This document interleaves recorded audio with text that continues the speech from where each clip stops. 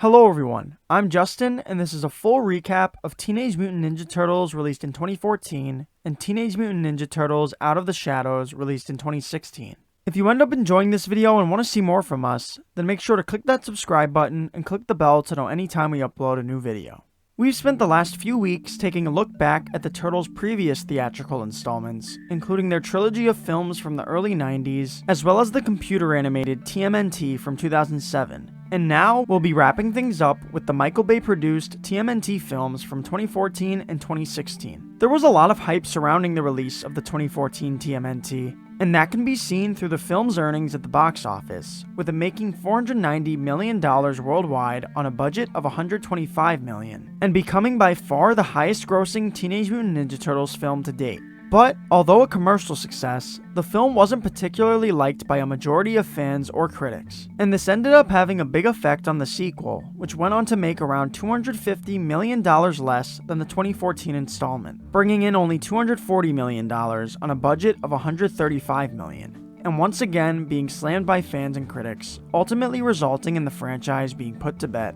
We didn't think the films were terrible though, and could definitely see why some may have really enjoyed them, but I personally don't see myself going back to watch them again anytime soon. If you haven't seen either of the two films already though, you should go check them out to form your own opinions on them first before continuing on with our recap, as they'll be linked in the description below. But if you have seen them and are just looking for a quick refresher, then you've come to the right place. The franchise opens with a narration from Master Splinter, a giant mutant rat and master of the art of ninjutsu, as he speaks to his students and surrogate sons, the 4 Teenage Mutant Ninja Turtles: Leonardo the leader, Raphael the muscle, Donatello the brains, and Michelangelo, mostly just known for his love of pizza. And Splinter explains to them that, while he does believe they're bound for greatness and destined to protect the people of New York from threats such as the Foot Clan, a criminal organization led by a skilled and powerful ninja known as the Shredder, they must stay within the sewers for now, as their training is not yet complete. Moving up to the surface, as we're introduced to Channel 6 eyewitness news reporter April O'Neil, whose career as a journalist has been pretty uneventful up to this point, so in an attempt to change that and become a more serious journalist, she's been looking to put together a compelling story about the Foot Clan, which she's connected to a recent robbery of restricted chemicals at the dock.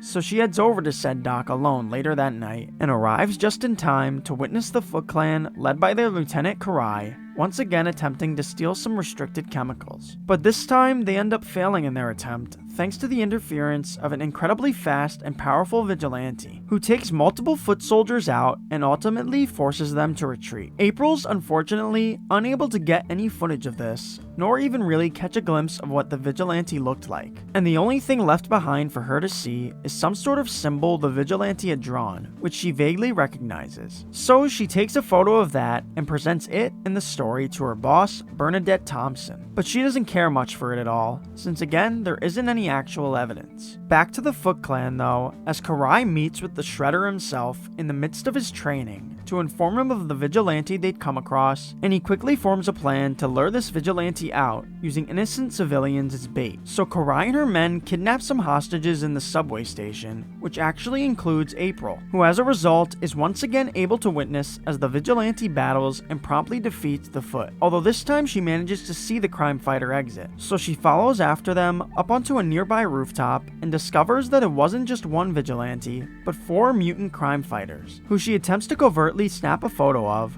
but her camera's flash catches their attention and results in her immediately being yanked with a chain onto the roof by Raph, who then surrounds her along with Leo and Mikey and demands she hands over her phone, leading her to pass out. She eventually wakes back up with Donnie checking on her to make sure she's not injured, and once she's back on her feet, Leo, after having Donnie delete the photo she took, hands her phone back over, frustrating Raph, who wanted to destroy it, before they then leave her with a warning not to tell anyone about this encounter, and head back to their home in the sewers, which they had actually left earlier without gaining Splinter's blessing first. So they now attempt to sneak their way back inside, but ultimately fail to do so and are forced to join Splinter in the Hashi, where he forces them to maintain balance in incredibly difficult positions until one of them tells him why they'd gone up to the surface. After 11 hours in the Hashi, still none of them have reached their breaking point, so Splinter presents them with what he claims to be the one and only 99 cheese pizza, which doesn't take long to get Mikey to break and reveal their encounters with the Foot Clan and April O'Neil, the latter of whom Splinter then orders them him to go find, as he's worried she may now be in danger. April, meanwhile, following her return home the previous night, rushed over to a box of some of her old belongings and found within a notebook the symbol the turtles had left behind earlier, as well as some old video footage under the label Project Renaissance that she'd taken in her late father's laboratory. And in the video, she sees that Raph, Leo, Mikey, and Donnie were actually the 4 turtles her father had been experimenting on prior to his passing. Also seen in this footage was another scientist named Eric Sachs, the CEO of Sachs Industries. So April, to learn more about what happened to the turtles, makes plans of meeting with him.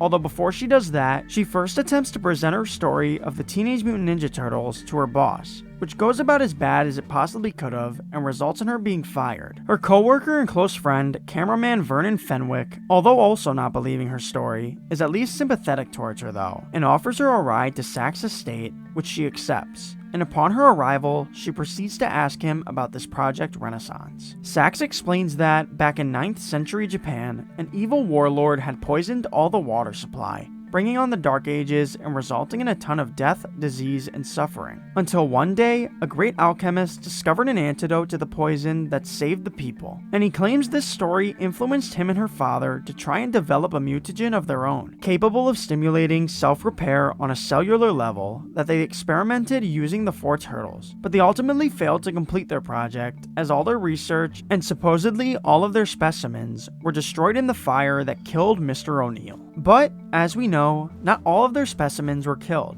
and April reveals this fact to Sachs, explaining that she'd recently encountered the turtles, who she also reveals had actually survived the fire thanks to her personally saving them and Splinter when she was a child. So Sachs encourages her to try and find the turtles again so they can complete developing the mutagen, and he hands her his business card so she can call him if she needs anything. The turtles end up tracking down April first though, as Donnie hacks into her computer and gives her a location for them to meet at, so she makes her way over and is promptly led down into their sewer hideout to meet with Splinter, who then recalls what took place the last time they saw each other, explaining that the fire that destroyed her father's laboratory was actually her father's own doing, as prior to that, Mr. O'Neill had discovered that Sachs was actually working for Shredder and the Foot Clan, so he destroyed any trace of the mutagen and set the building on fire, unfortunately getting himself trapped within the flames in the process, before April then arrived, scooped up the turtles and Splinter, and brought them to a nearby sewer. As the mutagen began transforming them in miraculous ways, and the boys grew older, Splinter decided to begin training them to protect themselves using the art of ninjutsu, which he'd actually taught himself from a book he'd stumbled upon one day when the brothers were still young, and they quickly grew a passion for martial arts, allowing them to become the warriors they are now. This life they've carved out for themselves, and April's life as well, may now all be in danger though, as Splinter fears that, now that Sachs knows of their existence, he, Shredder, and the Foot may attempt to bring the fight to them. And he's quickly proven right, as it turns out, the business card Sachs gave April earlier actually had a tracking device in it,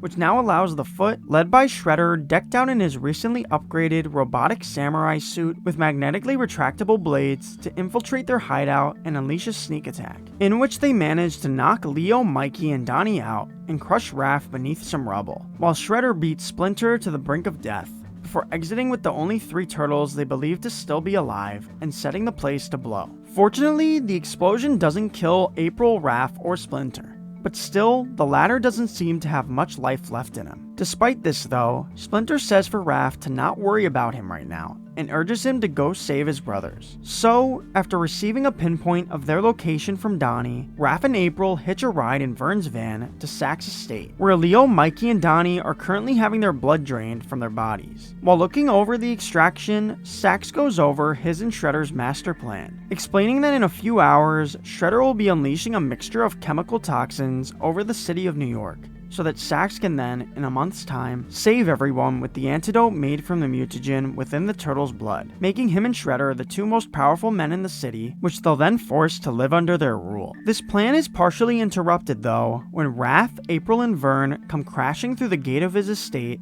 and Raph begins taking out every foot soldier in his path. But he's not yet able to take out Sachs or stop the extraction, as he's instead met by the Shredder, who he attempts and fails to fight one-on-one, while Sachs escapes with a canister of the turtles' blood. Shredder, after knocking Raph out, then also exits, as the remaining turtles' blood continues to be removed. But fortunately, Donnie, before falling unconscious, manages to utter the word adrenaline to April, which she promptly injects the turtles with, allowing them to regain their energy, burst out of their cages, and escape the building. Outside of which, they're intercepted by foot soldiers who open fire at them. But it turns out the turtles are bulletproof, so they're able to swiftly take the soldiers in their path out and drive off in one of their trucks. That's also quickly interrupted though, when a foot soldier fires an RPG at the truck, causing them to begin sliding straight down the mountain towards a cliff. But luckily, the heroes are able to escape the truck and narrowly avoid falling 500 feet to the ground along with it. They then travel through the sewers and to Sack's tower, where Sax has begun developing the antidote and Shredder has begun the toxin's launch. So the turtles head up to the roof to intercept Shredder, while April and Vern track down Sax, who immediately notices the two have arrived and opens fire at them. But he's ultimately taken down relatively easily after April, thanks to a distraction from Vern that results in him being shot in the shoulder, momentarily blinds Sax with Halon 1301 so that Vern can knock him out, allowing her to collect the antidote. The turtles, meanwhile, have mostly struggled in their brawl against Shredder, who they attempt to take on one after another, but they eventually realize that the only way they can defeat him is as a team. So they work together and land a huge tag team move to send him flying off of the building. Or so they think, as he soon climbs back up onto the platform as Donnie shuts the poison down. So he then begins chopping the platform holding it down to unleash the poison that way, which April attempts to prevent by causing a momentary distraction. But the top of the tower still begins to fall anyway, and the heroes are left hanging from it. Shredder's also left hanging from the teetering platform, so April has the turtles swing her towards him so she can land a huge kick that ends up sending him crashing to the ground below. The platform then begins its descent towards the ground as well, so Raph, convinced these are their final moments together, apologizes to his brothers for always being so hard on and aggressive towards them, and for threatening to go off on his own, but claims that he only acted that way because he was scared that he wasn't good enough to stand alongside them, before then ending it off by telling his brothers that he loves them, just as they land completely unscathed. So, with them still alive, the toxin's release prevented, and the antidote now in their possession, the turtles head back down into the sewers to inject Splinter with the antidote, and it thankfully works in saving his life. Over the next 2 years following their victory against Sax, Shredder, and the Foot Clan, the Turtles continued living their lives as they were, protecting the people of New York from the shadows, where they were able to remain hidden thanks to an arrangement they'd made with Vern for him to take credit for Shredder's defeat instead of them, which has since resulted in him becoming known as Vern the Falcon Fenwick and becoming recognized as a hero by the people of New York, even getting a shout out during an NBA game between the New York Knicks and the Los Angeles Clippers. We see the Turtles are also in attendance for the game, watching from above within the Jumbotron, although they're soon forced to leave prematurely after Mikey accidentally drops a slice of pizza down onto the court that DeAndre Jordan ends up slipping on. And on their way home, Mikey's attention is drawn to the Halloween parade, which he's always wanted to be a part of since it's the only time of year where they could actually fit in. So he decides to split from his brothers for a moment and head up to the surface. But he only manages to encounter someone cosplaying as a character from another Michael Bay property titled Transformers before being yanked back down by his brothers. Donnie then receives a phone call from April, who, while they were at the game, had been at Grand Central Station following Dr. Baxter Stockman, the head scientist at the Techno-Cosmic Research Institute, or TCRI, that had previously worked with Eric Sachs and April's father, and who April's come to believe is working with Shredder. So, to gain evidence on whether or not that's true, she used a watch Donnie made her for her birthday to hack into Baxter's emails. And through his emails, she's able to confirm that he is indeed working for the Foot. Also in his emails, she's discovered that Shredder is being transported to a prison in upstate New York tonight, and that the Foot Clan plan on intercepting the convoy, which we then witness Shredder being directed inside of, along with 2 other inmates who claim to be big fans of his work, named Bebop and Rocksteady. But it isn't long before the convoy is suddenly attacked by Shredder's foot soldiers, although they then almost immediately find themselves under attack by the Turtles, arriving in their new, upgraded garbage truck. In the end though, the Turtles are unable to prevent Shredder's escape, as just when it looks like they're about to capture him, he's shockingly teleported off the highway thanks to Dr. Stockman. Although the teleportation doesn't go exactly as Stockman had theorized, as instead of returning him back to the Foot's headquarters, Shredder finds himself in another dimension where he's met by an alien creature named Commander Krang.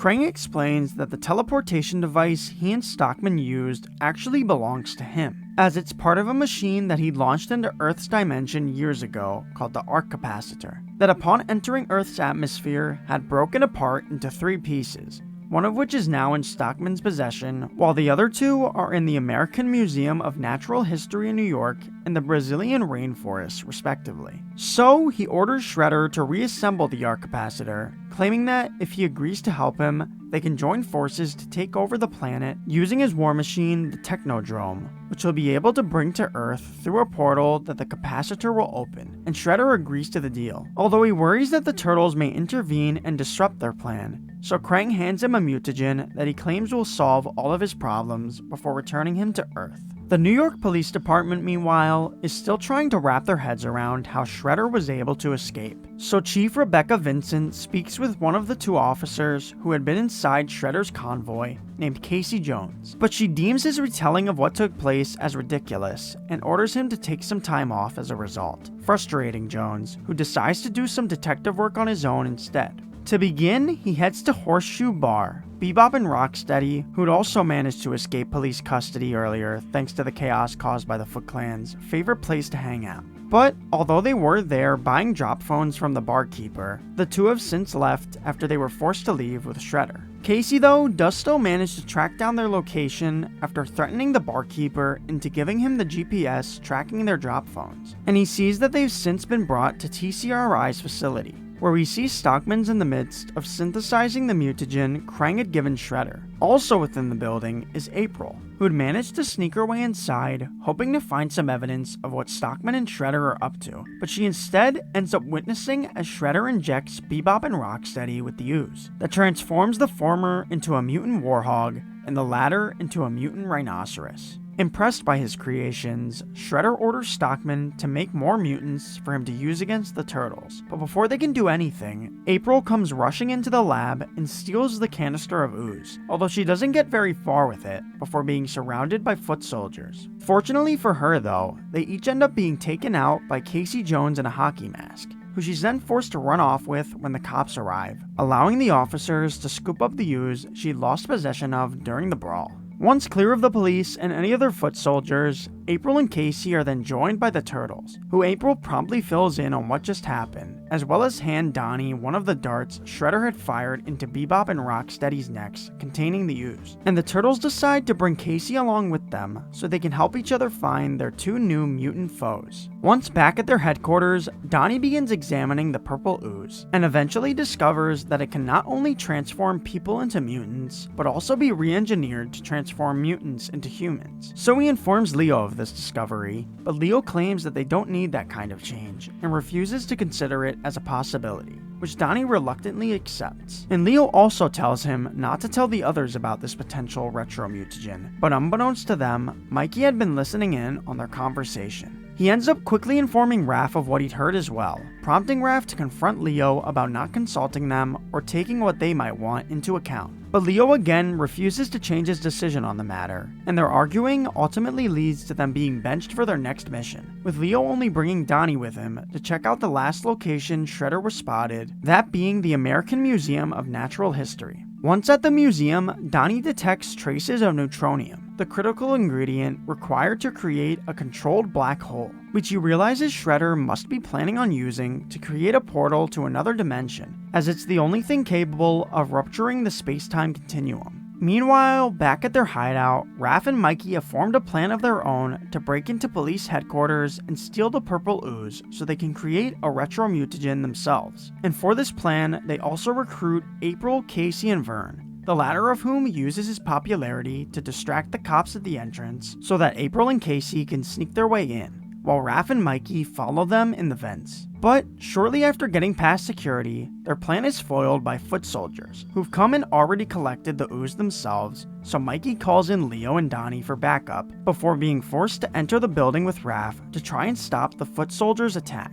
which they successfully manage to do while also gaining possession of the ooze. But just as they force the foot to retreat, the heroes find themselves surrounded by Vincent and her fellow officers, who are visibly frightened and even call the Turtles monsters, but they fail in actually capturing them, as only Casey and April get arrested while the Turtles manage to escape back home. Casey and April attempt to explain what's really going on to Vincent, but she completely dismisses their claims about Shredder and Stockman at first, as she's more concerned about the giant turtles she'd just encountered. But she eventually begins to believe them upon seeing the portal opening in the sky. As earlier, Bebop and Rocksteady had finally managed to collect the final piece from Brazil, allowing Shredder, after having Stockman rebuild the capacitor, to finally open the portal for Krang to pass through with his Technodrome. Stockman appears amazed by the scientific feat they just accomplished, and pictures himself becoming the most notorious scientist in history after this. But Shredder promptly shuts those dreams down, and instead, having no more use for him, has him sent to their facility in Tokyo,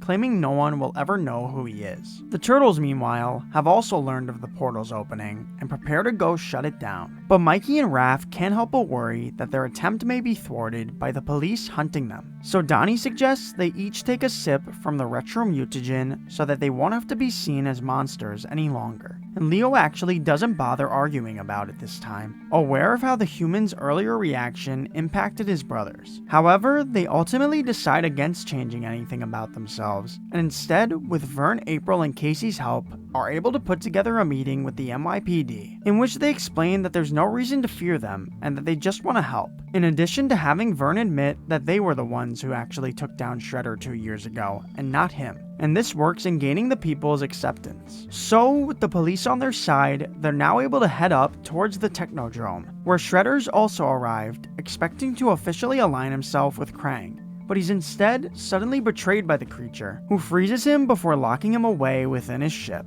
Krang alone proves to be quite the formidable foe against the Turtles though, and gets very close to unleashing his Technodrome onto Earth. But ultimately, the Turtles are able to severely damage his robotic armor and leave him incapable of stopping them as they shut down the ship's weapons system. Meanwhile, as the Turtles were fighting Krang, Casey, April, and Vern were at the Foot's headquarters taking out Bebop, Rocksteady, and Karai, en route to the arc capacitor, which they now use to close the portal as the Turtles direct the Technodrome into it. A week following their victory, we see April once again reporting for the news, as she covers everything that took place, although without identifying the Turtles. We then jump ahead to that night, as the Turtles are being honored by Vincent and the NYPD for their heroics, and are each given keys to the city as Vern was after their previous victory. But, despite being offered the chance to live a normal life above the sewers, the Turtles decide to continue as they were, protecting the city from the shadows, and the franchise ends with them looking over New York from atop the Statue of Liberty. And that was our recap of the 2014 and 2016 Teenage Mutant Ninja Turtle films. If you enjoyed the video or found it helpful in any way, then make sure to leave a like and subscribe to the channel. And if you want to see more content like this, just click the second link in the description for our TMNT playlist. But once again, thank you all so much for watching, and I'll talk to you again soon.